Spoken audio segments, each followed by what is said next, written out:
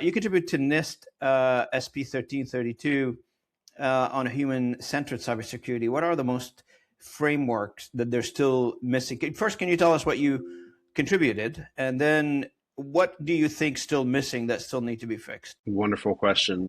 So the NIST special publication that we did was a result of a conference that we did 2023 at the tail end of Hacker Summer Camp. So Black Hat and DEF CON, we did it at the tail end of it. And we've done 3, and we're planning the 4th one now, which will be in the Philadelphia area.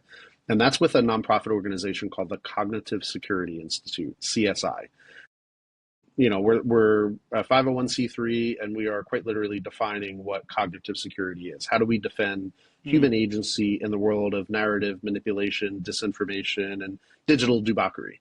And so that NIST Special Pub 1392 came as a result of a conference that we did, where we put together a bunch of leaders across industry, government, academia, and we not only talked about some of the most pressing problems of today, but we also talked about what are we actually going to do to solve them. So if you read through that NIST Special Pub, what's really interesting is you'll identify 5 focus areas that make humans more susceptible to ransomware or phishing or clicking on attacks.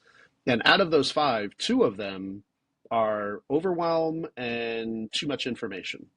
And I think one of our prior podcast guests, Mr. Win Schwartauer, hopefully touched on TMI a little bit and his bullshit detector a little bit. So there's a lot of similarities there, right? But being able to talk through how can we actually solve for some of those things. So that special pub is an output of that. Now, about 2.5 weeks ago, we just did another conference at Tampa. So we were at the University of South Florida. It was a conference that was co-sponsored by NIST, National Institute of Standards and Technologies.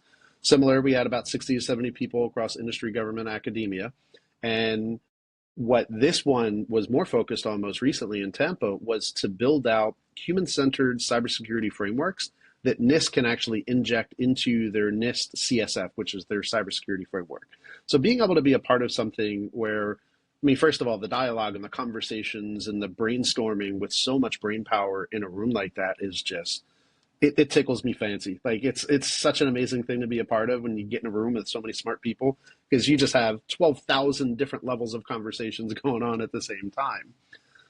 But ultimately, we do these things not just to talk about some of the challenges, but how can we solve them, but also how can we elevate this so that folks all across the country, right, in for-profit and nonprofit, million, billion, and trillion-dollar companies, how can they be a little bit better in terms of how we manage cybersecurity, but how can we manage cybersecurity with the human element? And I think that's one of the challenges I see in the world of technology and cyber. Look, I love technology. It's given me a great life. It's afforded my family a lot of opportunities, and it's helped me grow immensely.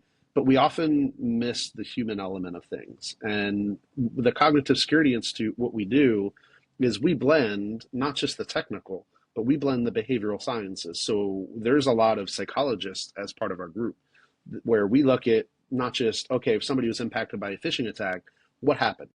What was the behavioral science behind that? Were they overwhelmed? Were they, what was their behavioral state or mental state as they were going through and clicking on some of those ransomwares? And what that allows us to do is create better frameworks and better ways to categorize some of these risks and threats that we're seeing out in the landscape, while also creating human-centered ways to solve for these.